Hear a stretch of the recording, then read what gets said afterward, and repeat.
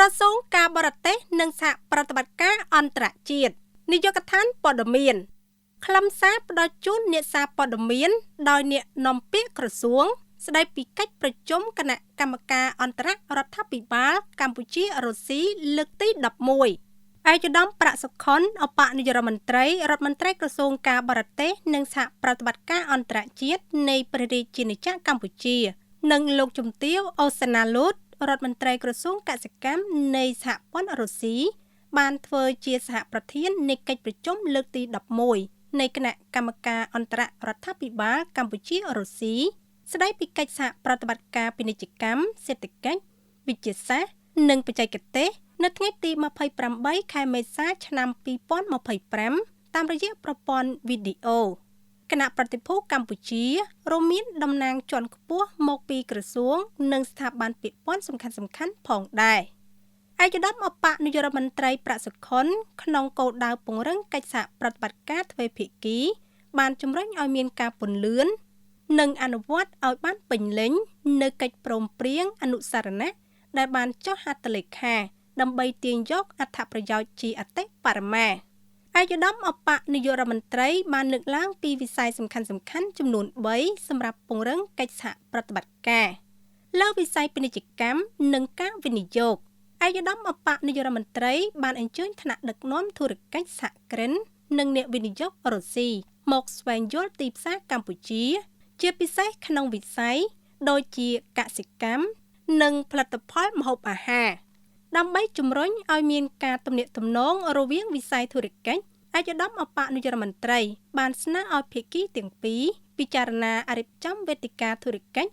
ឬពិព័រណ៍រួមគ្នាដើម្បីជាវេទិកាសម្រាប់ការភ្ជាប់ទំនាក់ទំនងការផ្គូផ្គងនិងការធ្វើអាជីវកម្មរួមចំពោះកិច្ចសហប្រតិបត្តិការលើវិស័យថាមពលនិងឧស្សាហកម្មឯកឧត្តមសហប្រធានរបស់កម្ពុជាបានស្វាគមន៍ចំពោះបំណងរបស់រុស្ស៊ីក្នុងការពង្រីកកិច្ចសហប្រតិបត្តិការ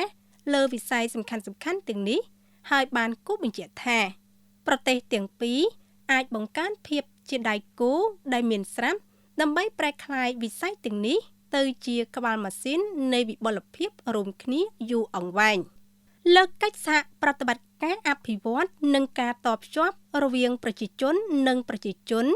ឯកឧត្តមអបនាយករដ្ឋមន្ត្រីប្រាក់សុខុនបានវាយតម្លៃខ្ពស់ចំពោះការគាំទ្ររបស់រុស្ស៊ីដល់ដំណើរការអភិវឌ្ឍនៅកម្ពុជានិងសម្រាប់អាហារូបករណ៍ដែលបានផ្ដល់ជូននិស្សិតកម្ពុជាបន្ទាប់ពីការផ្លាស់ប្ដូរទស្សនៈនិងការពិភាក្សាលើបញ្ហាជាច្រើននៃកិច្ចសហប្រតិបត្តិការទ្វេភាគីអង្គប្រជុំបានឯកភាពលើសកម្មភាពដែលត្រូវអនុវត្តដើម្បីជំរុញកិច្ចសហប្រតិបត្តិការលើវិស័យសំខាន់ៗរួមទាំងសេដ្ឋកិច្ចពាណិជ្ជកម្មការវិនិយោគថាមពលនិងធនធានធម្មជាតិឧស្សាហកម្មដឹកជញ្ជូនបច្ចេកវិទ្យាគមនាគមន៍និងព័ត៌មានហិរញ្ញវត្ថុនិងធនាគារអប់រំវប្បធម៌និងកីឡាសុខាភិបាលនិងបរិស្ថាននៅចុងបញ្ចប់នៃកិច្ចប្រជុំសហប្រធានទាំងពីរបានចុះហត្ថលេខាលើកំណត់ហេតុនៃកិច្ចប្រជុំគណៈកម្មការអន្តររដ្ឋាភិបាលកម្ពុជារុស្ស៊ីលើកទី11ដែលជាឯកសារគោលដើម្បីធ្វើឲ្យកាន់តែស៊ីជម្រៅនិងពង្រីកកិច្ចសហប្រតិបត្តិការកម្ពុជារុស្ស៊ីលើវិស័យនានាភាគីទាំងពីរ